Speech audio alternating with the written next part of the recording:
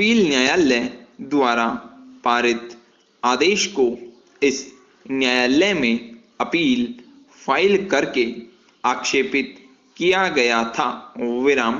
तथापि यह अपील तारीख 17 जुलाई 2012 को खारिज कर दी गई थी विराम।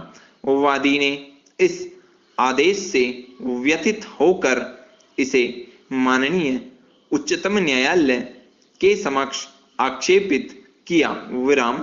वादी द्वारा फाइल की गई अपील तारीख 14 अगस्त 2014 को मंजूर की गई थी और अपील में विद्वान एकल न्यायाधीश द्वारा पारित आदेश को तथा प्रथम अपील न्यायालय द्वारा पारित प्रतिपेषण के आदेश को अपास्त करते हुए विचारण न्यायालय द्वारा पारित डिक्री को पुनः स्थापित किया गया था विराम।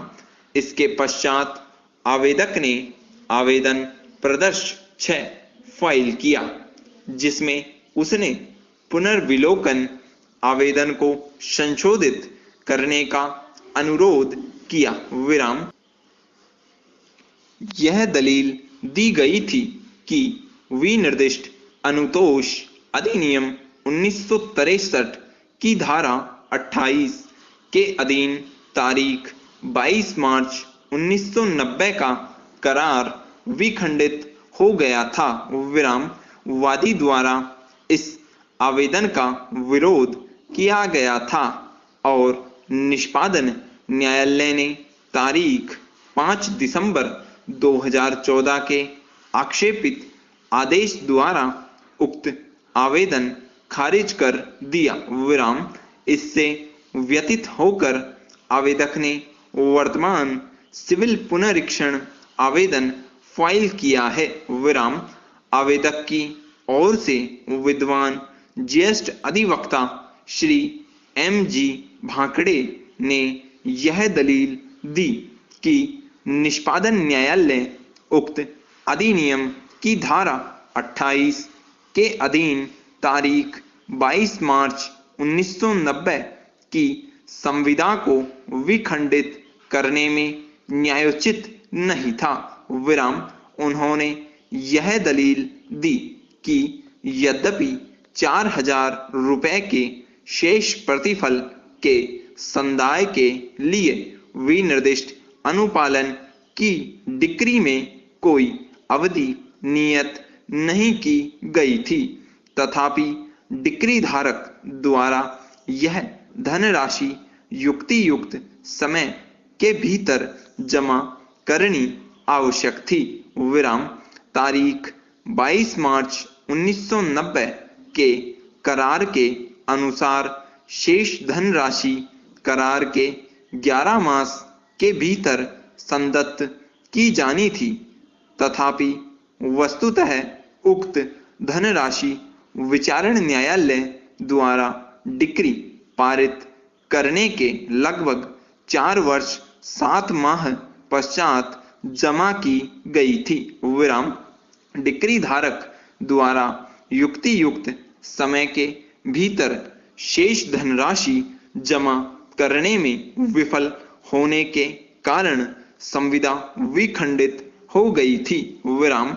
इसके पश्चात उन्होंने यह दलील दी कि सिविल न्यायालय विनिर्दिष्ट अनुपालन के लिए डिक्री पारित करते हुए पद कार्य निवृत्त नहीं हो जाता और वह उसके पश्चात भी कार्यवाहियां कर सकता है विराम।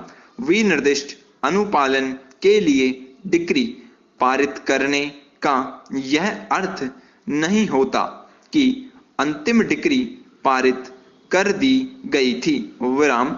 न्यायालय को शेष प्रतिफल जमा करने में डिक्री धारक की ओर से हुए विलंब पर विचार करने के पश्चात संविदा को विखंडित मानना चाहिए विराम। यह दलील दी गई है कि डिक्री धारक का आचरण इस प्रकार का था कि तारीख 22 जून 1999 को शेष प्रतिफल जमा करने की अनुमति के पश्चात भी उक्त धनराशि तारीख 20 अगस्त 1999 को जमा की गई थी। विराम।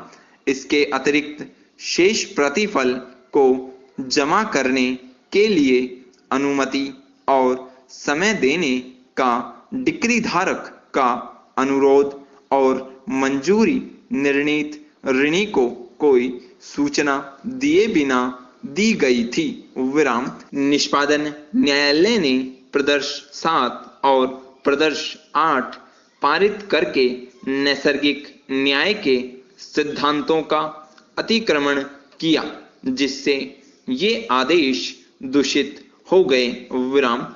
यह दलील दी गई है कि वादकालीन अंतर्रीति के रूप में आवेदक ने संविदा के विखंडन के लिए अनुरोध करके अपने अधिकारों के भीतर कार्य किया था और इसलिए निष्पादन न्यायालय ने इसके सही परिप्रेक्ष्य में अनुरोध पर विचार न करके आवेदक के अधिकारों के विरुद्ध कार्य किया है। विराम। Stop. Subscribe now and press the bell icon.